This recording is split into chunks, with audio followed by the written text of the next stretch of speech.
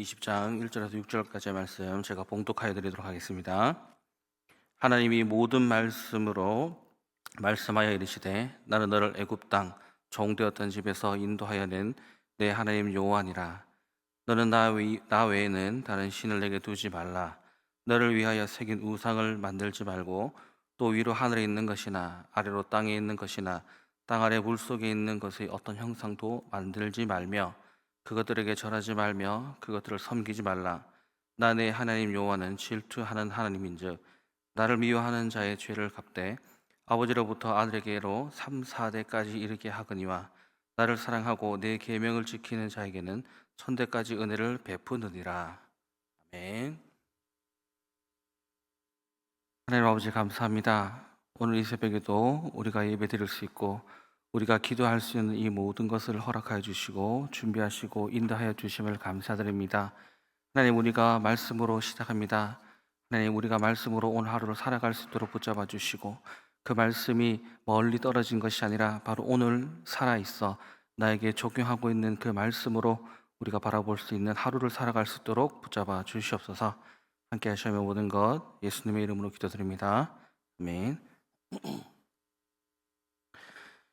이제 드디어 출애굽기 20장, 우리가 잘 알고 있는 10계명에까지 오게 되었습니다. 근데 이 10계명은 저에게 상당히 의미가 있고 참 상징적인, 저에게 있어 상징적인 구절이며 아마 저뿐만 아니라 많은 사람들이 성도로 삶을 살아가게 되면 10계명을 한 번씩 마주할 수밖에 없고 또 그 10계명이 도대체 무엇인가에 대해서 고민할 수밖에 없을 것입니다. 오늘 그러한 10계명을 바로 이 10계명을 위해서 출애굽기가 시작되었고 창세기가 시작되었다고 제 개인적인 입장으로는 10계명에 서서 한번 바라볼 수가 있었습니다. 왜냐하면 제가 중등부까지는 교회를 잘 다녔습니다. 잘 다녔던 이유는 제가 신앙이 있어서 잘 다녔다기보다 아마 지금 우리 교회 사춘기 아이들도 많이 겪듯이 엄마 때문에 어쩔 수 없이 나가는 거죠. 엄마한테 용돈 받기 위해서, 엄마한테 잔소리 듣기 싫어서 교회를 나갈 수밖에 없었습니다. 또 중학교 때까지는 부모님의 힘이 더 컸습니다. 끌려갈 수밖에 없었던 것이 중등부까지였습니다. 고등부 들어가면서 세상이 그렇지 않다는 것을 알게 되었고 부모님의 말을 듣지 않고 잠깐 혼나도 교회 안 나가도 된다라는 사실을 알게 되고 교회를 떠났었습니다. 그리고 세상에 즐겁고 많은 학교 생활을 하면서 그렇다고 제가 모범적이지 않은 학생은 아니었습니다. 단지 교회를 나가지 않았을 뿐이죠. 그렇지만 교회 밖에 있는 재밌는 것들을 많이 경험하게 되었습니다. 그리고 나서 다시 교회로 오게 된 것은 제 의지라기보단 거부할 수 없는 하나님의 이끄심이 있었습니다. 저는 끝까지 나가기 싫었지만 정말 따지듯이 하나님께 끌려와 교회에 앉아 있었습니다. 교회는 나가기 싫지만 하나님이 살아계시는 것을 바라볼 수밖에 없는 상황이었습니다. 그래서 저는 교회에 나가면서도 짜증을 냈습니다. 막 성질을 내고요. 이게 벗어나고 싶지만 벗어날 수 없는 그런 이끌림이 있었습니다. 그래서 하나님 앞에 화를 내고 성질을 내고 도대체 당신이 뭔데 내 인생을 붙잡고 있는가 라면서 따졌습니다. 그리고 한 번은 그 성질을 못 이겨서 당신이 살아 있는 것 같은데 내가 도저히 실감이 되지 않습니다 라는 말과 함께 창세기를 읽기 시작했습니다. 성경을 읽기 시작하고 출애굽기 10계명에 와서 하나님의 살아계심과 당신의 사랑이 어떤지를 마치 표현으로는 뒤통수가 뚫리는 듯한 경험을 하게 되었습니다. 이 10계명을 제가 경험하고 나서 당신은 정말 살아계시는군요 라는 고백을 하게 되었고 지금 이 자리까지 오게 되었습니다. 그래서 제 개인적인 입장으로 이 10계명이라고 하는 것이 제 신앙의 하나의 기둥과 같은 구절이라고 할 수 있습니다. 우리 살펴보도록 하겠습니다. 출애굽기 20장은 단순히 10계명만 있는 것이 아니라 19장부터 이어지고 있습니다. 19장의 성경의 장면은 어떻습니까? 바로 하나님의 위엄을 나타내고 있습니다. 시내산에서 번개가 치고 구름 가운데 임재하시고 제사장들을 준비시키시고 함부로 너희가 시내산에 올라오면 죽는다라는 하나님의 위엄과 때로는 공포일 수 있는, 인간으로서는 볼 수 없는 장면들, 그 굉장한 압박과 위엄과 그리고 그 권위들의 장면이 펼쳐지고 있습니다. 그런 하나님이 20장 출애굽기에 율법을 이야기하고 있습니다. 율법, 쉽게 말하면 하나님은 우리들에게 율법을 주시기로 너희는 이렇게 살아야 된다. 왜냐하면 너희는 구원받은 백성이기 때문에, 하나님의 백성이기 때문에 나의 법도를 따라야 된다라고 하는 것을 19장의 위엄을 통해 20장에서 이야기하고 있습니다. 이것이 이스라엘이라고 하는 큰 민족을 다룰 때 하는 모습이지만, 축소해서 보자면 선악과가 있었던 에덴 동산의 모습과도 비슷하다고 저는 생각합니다. 에덴 동산을 모두 만드시고 사람을 만드시고 그리고 선악과를 두셨습니다. 선악과를 왜 두었는가에 대해서 사람들이 궁금해하고 있는데, 이 선악과는 무엇인가? 하나님의 권위와 하나님의 주권을 상징하고 있고, 이 세상의 주인이 누구인가를 이 선악과를 통해 인간이 많은 열매들, 실과들을 마음껏 먹을 수 있지만 이 선악과 하나만큼은 함부로 건들 수 없도록 이곳의 주인이 누구인가라고 하는 그 상징을 바로 선악과를 통해 하나님이 보여주고 있습니다. 그리고 법을 주시죠. 이것을 먹지 마라. 먹을 때는 너희가 죽으리라 라고 하는 것을 통해서 죄와 죄가 아닌 것을 이 선악과를 통해 구별하였습니다. 죄는 무엇입니까? 하나님의 말씀을 따르지 않는 것이고, 죄가 아닌 것은 무엇입니까? 하나님의 것을 따르는 것입니다. 바로 그 선악과를 통해 하나님의 위엄을 나타내듯이 바로 이 19장을 통해 하나님이 어떤 분인가 이스라엘 백성에게 보여주고 있습니다. 인간과 다르신 분, 그리고 지금까지 이스라엘 백성이 알고 있던 애굽의 신들과는 다르신 분이라고 하는 것을 보여주고 20장에 이야기하고 있습니다. 마치 너네는 내가 선택하였기 때문에, 아담과 하와를 만들었기 때문에 이 에덴 동산에서 행복하게 살 수 있는 자격을 준 그 사람들에게 이 선악과를 먹으면 안 된다. 이 선악과를 먹음으로써 어떻게 됐습니까? 행복과 안녕과 그 모든 평화가 끊어지고 죄의 땅으로 가게 되었습니다. 하나님은 이 십계명을 통해 두 번째 창조를 이루어내고 있습니다. 십계명을 통해서 이스라엘 백성, 즉 하나님을 알고 있는 그 백성에게 하나님의 것이 무엇인지, 또 하나님이 무엇을 원하시는지를 십계명을 통해 보여주고 있습니다. 우리는 십계명 하면 착각합니다. 이 율법을 지키기 위해서 벌벌 떨면서 이것을 어기면 내가 혼나겠지, 이것을 어기면 내가 지옥 가겠지라는 벌벌 떨면서 마치 이것이 구원받은 자, 구원받지 못한 자를 재단하듯이 하나님이 마치 우리를 점수를 매기는 점수판인 것처럼 착각하게 됩니다. 그러나 오늘 이 십계명을 보면 그 위엄과 그리고 구원받은 자들에게 말씀하고 있는 것이 무섭고 재단하고 점수 매기는 듯한 하나님이 아니라 이 십계명을 통해 도리어 하나님께서는 우리에게 사랑을 이야기하고 있습니다. 하나님이 먼저 말씀하시기를 나는 너를 애굽 땅 종되었던 집에서 인도하여 낸 내 하나님 여호와니라. 하나님이 우리에게 무슨 일을 하셨는지 보여주고 있습니다. 율법을 주기 전에 구원이 먼저 있었습니다. 우리가 먼저 구원받았기 때문에 십계명을 바라볼 수 있는 것을 이야기하고 있습니다. 인간이 만든 신들은 어떻습니까? 신에 대한 설명이 없습니다. 그리고 그 신들이 존재하는 이유는 바로 나의 소원을 이루기 위하여 그 신을 잘 달래서 신에게 좋은 선물을 줘서 신을 기분 좋게 만들어서 결국은 내가 원하는 것을 얻어내기 위한 것들이 인간이 만든 신입니다. 그 신은 목적도 없고 의미도 없습니다. 그 신의 목적은 하나이죠. 단지 인간을 괴롭혀서 인간에게 자기가 원하는 것을 받아내서 인간이 원하는 소원을 들어주는 그런 신입니다. 하지만 오늘 하나님은 스스로 이야기하고 있습니다. 내가 무슨 일을 했는지. 이스라엘 백성들이 원하지도 않았지만, 이스라엘 백성들이 하나님에 대해서도 잘 모르고 있었지만 하나님의 구원이 먼저 시작되었음을 이야기하고 있습니다. 인간의 목적을 위해 만들어진 신이 아니라 하나님이 하나님의 의지를 가지고 우리를 불러내셨음을 이야기하고 있습니다. 그 하나님이 말하기를 너는 나 이외에 다른 신을 내게 두지 말라라고 이야기하고 있습니다. 저는 이것을 볼 때 왜 이렇게 말씀하셨을까? 정답은 간단합니다.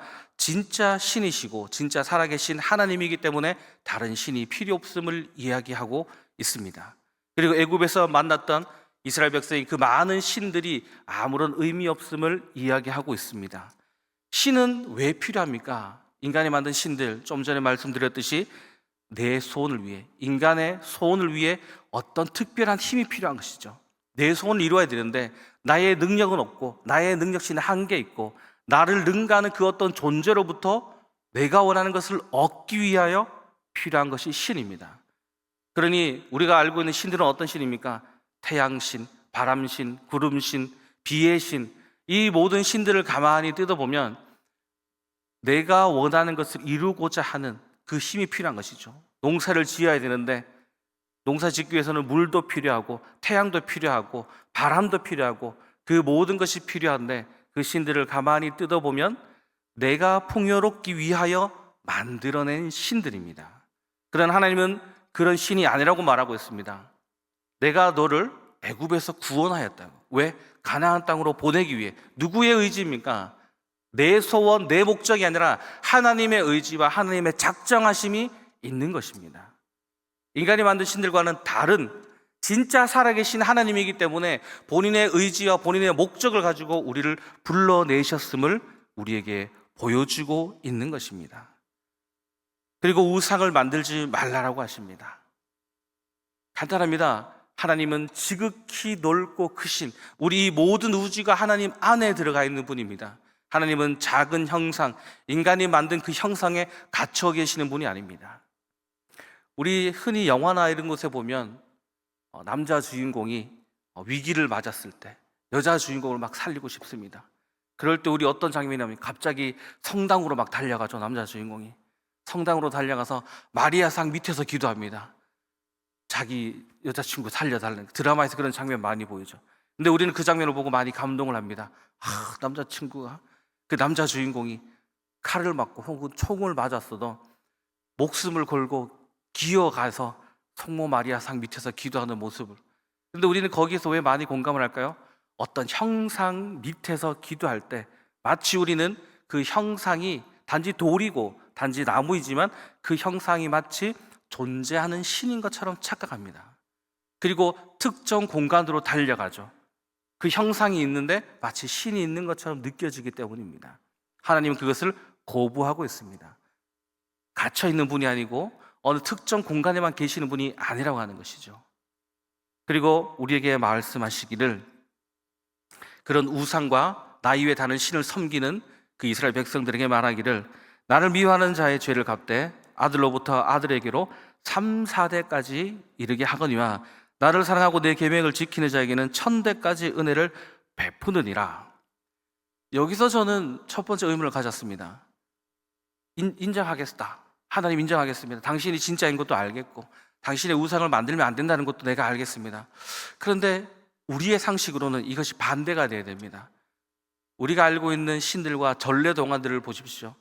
잘못하면 그 일족을 멸해버립니다.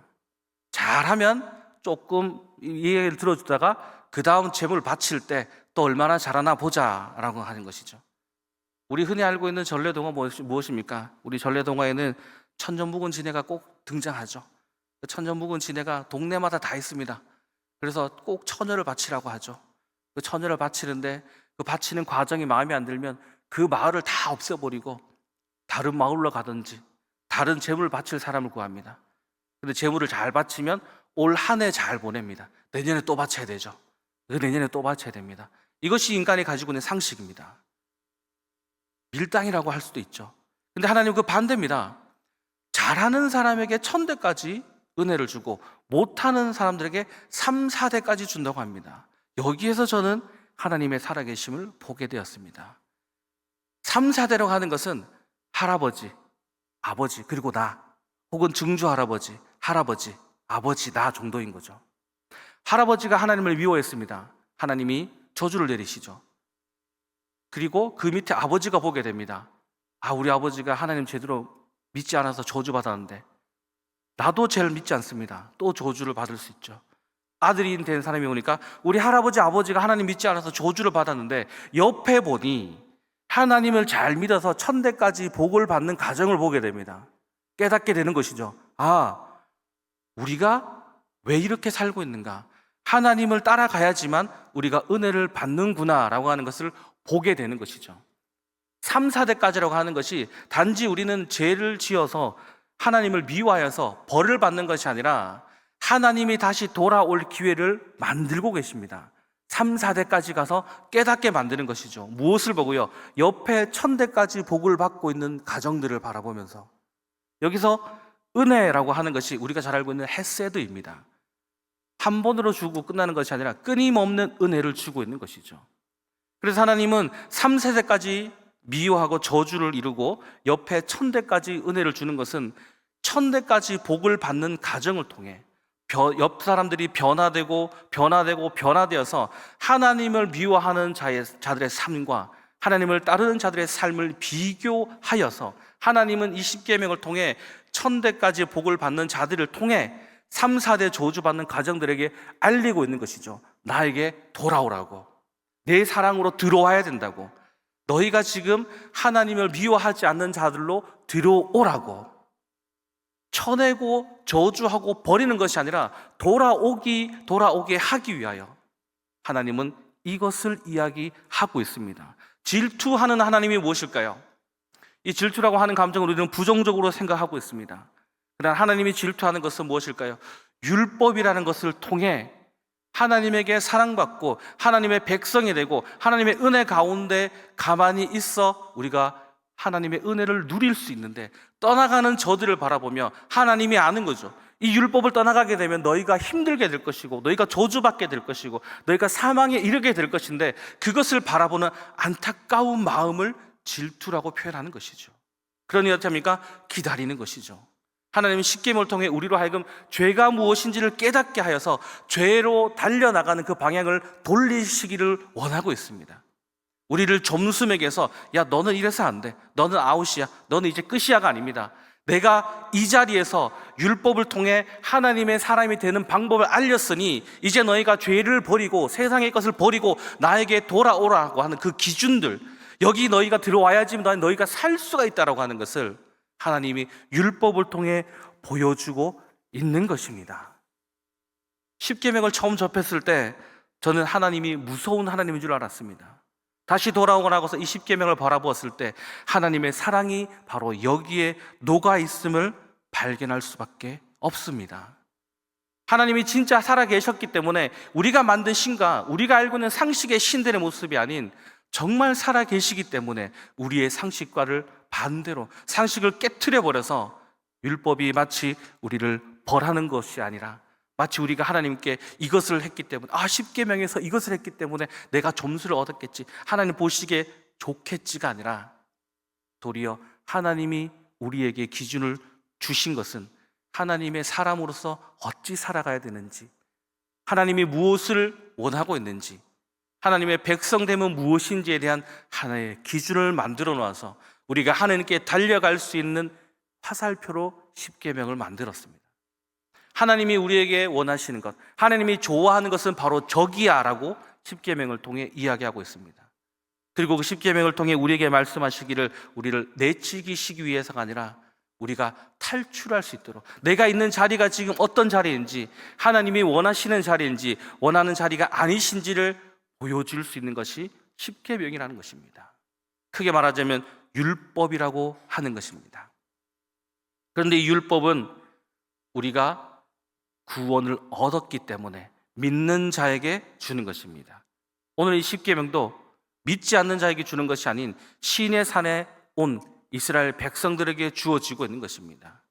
우리가 죄를 통해 율법을 통해 아차 하는 마음이 있고 율법을 알기 때문에 하나님이 시라는 것이 무엇인지 알기 때문에 바로 여기에 내가 머문 이 자리가 어떤 자리인지를 보여주게 하십니다. 그리고 빨리 이 죄의 자리에서 벗어나기를 하나님이 요구하고 있고, 죽음으로 가고 있는, 죽음을 향해 달려가고 있는 그 하나님의 절절하고 안타까운 마음을 우리에게 십계명을 통해 보여줌으로써 야, 너희가 여기를 넘어가면 큰일 나는 거야 라고 이야기하고 있습니다. 마치 양떼무리가 양 울타리 안에 있을 때 안전하지만 이 울타리를 벗어났을 때 늑대와 이리의 공격에 위협에 처해져 있는 것처럼 이 십계명이 바로 우리 인생의 울타리라고 하는 것입니다. 이 울타리를 벗어나지 못하도록 하나님이 친히 울타리를 만드시고 어디가 안전한 자리이며 어디가 복받는 자리이며 또 내가 저주받아 하나님을 떠났을 때 은혜 받고 있는 다른 누군가를 통해 내가 지금 잘못된 자리에 있음을 깨닫게 하기 위해서입니다. 율법은 우리에게 왜 주어졌을까요? 우리를 죽이기 위해서가 아니라 우리를 살리기 위해서 주어진 것입니다. 하나님의 사랑이 없이는 이 울타리를 하나님이 우리에게 주지 않을 것입니다. 울타리를 만들어 주실 필요가 없죠. 그냥 내비두면 알아서 다 저주에 걸려 죽을 법한 인생들인데 하나님은 우리에게 율법을 주시고 하나님의 사랑을 보여주셨습니다. 율법에서 자유롭다는 것은 무엇일까요? 로마서에 보시면은 로마서 7장 1절에서 8절 중에 7절에 보면 그런즉 우리가 무슨 말을 하리요 율법이 죄냐 그럴 수 없느니라 율법으로 말미암지 않고는 내가 죄를 알지 못하였으니 곧 율법을 탐내지 말라 하지 아니하였다라면 내가 탐심을 알지 못하였느니라. 아멘입니다. 십계명이 없었다면 하나님이 무엇인지, 우리가 하나님을 사랑하는 것이 무엇인지 알 수 없었을 것입니다. 하나님 율법을 우리에게 주신 이유, 또 율법에 자유롭다는 것은 무엇일까요? 간단합니다. 여러분 다들 연애하셨죠? 연애하셨을 때 어땠습니까? 내가 지금까지 살아온 방식이 있고 내 짝꿍이 살아온 방식이 있습니다. 둘이 마음 맞아서 좋아하고 연애하고 결혼까지 생각하죠. 여러분 결혼 생활이 쉬우셨습니까? 물론 쉽다고 얘기하셔야 됩니다. 행복하다고 얘기하셔야 됩니다. 하지만 쉽진 않았습니다. 왜일까요? 내가 살아온 방식이 있고 저가 살아온 방식이 있습니다. 그런데 사랑하기 때문에 어떻습니까? 내가 살아온 방식을 조금씩 버리게 되는 것이죠. 그리고 내가 사랑하는 사람이 원하는 사람이 되고 싶어 합니다. 서로가 그런 삶을 살아가게 되죠. 그래서 점점 시간이 지날수록 저 사람이 무엇을 원하는지, 저 사람이 어떤 일을 하고 있는지, 저 사람이 무엇을 해야 되는지, 또 지금 빨래를 빨리 개줘야 되는지, 지금 빨리 설거지를 해줘야 되는지, 이런 사소한 것들이 서로가 맞아 들어가고 있습니다. 왜일까요? 사랑하기 때문에 내가 살아왔던 기준을 저 사람에게 맞출 수 있는 것입니다. 사랑하기 때문이죠. 우리가 하나님을 사랑한다는 것은 무엇일까요? 이전에는 율법이 무서워서 벌벌 떨면서 아유 이렇게 해서 천국 가겠나, 이렇게 해서 내가 하나님 사람처럼 될 수 있겠나 벌벌 떨었다면, 우리가 정말 하나님을 사랑한다면 하나님이 원하는 것이 무엇인지 우리는 알기 때문에 우리 스스로 하나님의 사람이 되고자 노력할 것입니다. 그것이 바로 율법에서 자유로워지는 것입니다. 내가 마음대로 죄를 지어도, 내가 이제 죄를 지어도 율법에 이제 괜찮아, 십자가 있었잖아가 아니라, 진정한 율법의 자유는 내가 스스로 율법을 지켜내는 것입니다. 왜요? 하나님이 무엇을 싫어하는지, 하나님이 무엇을 좋아하는지 이 율법을 통해 우리에게 보여주셨습니다. 그리고 하나님의 그 절절한 마음이 이 율법에 녹아 있습니다. 제발 너희들 이 울타리 벗어나면 안 돼. 질투하시는 하나님이, 우리를 살리고자 기다리고자 절절한 마음을 알고 있는 그 하나님이, 야 요렇게 살아야 돼. 너희가 여기 안에 있어야지만 너희는 나의 백성이며 구원받은 자들이야. 여기 벗어나면 나는 너희를 심판하게 될 것이다라는 것이죠. 그 하나님의 심판으로부터 우리가 살 수 있는 그 테두리, 바로 그것을 십계명을 통해 우리에게 주신 것입니다. 우리는 이방신들과 같이 복을 받기 위해 율법을 따를 때가 있습니다. 복을 받기 위해. 그러나 율법을 알고 있다는 것은 무엇입니까? 복을 받았기 때문에 볼 수 있는 것이 바로 율법인 것입니다. 우리가 인생을 살아가면서 이것은 아니 될 텐데, 하나님이 원치 않는 것에 대해서 우리가 찔림이 있고 우리의 모습에 반성해야 된다면 그것으로 이미 복을 받은 것입니다. 그런데 우리는 마치 내가 원하는 것을 얻기 위해 저 신을 달래기 위해서 마치 이방신과 같이 하나님을 기분 좋게 하면 내가 좋은 것을 얻을 거야 라는 생각으로 이 율법을 상기하며 벌벌 떨며 따라가는 것이 아닙니다. 세속적인 복과 하나님께부터 뭔가를 받은 것이 아니라 복을 받았기 때문에 우리가 바라볼 수 있는 것이 무엇입니까? 하나님이 원하시는 것이 무엇일까라는 것을 생각할 수 있는 것입니다. 이스라엘 백성들이 구원받지 못하였다면 이 십계명이 뭔지 알 수 없습니다.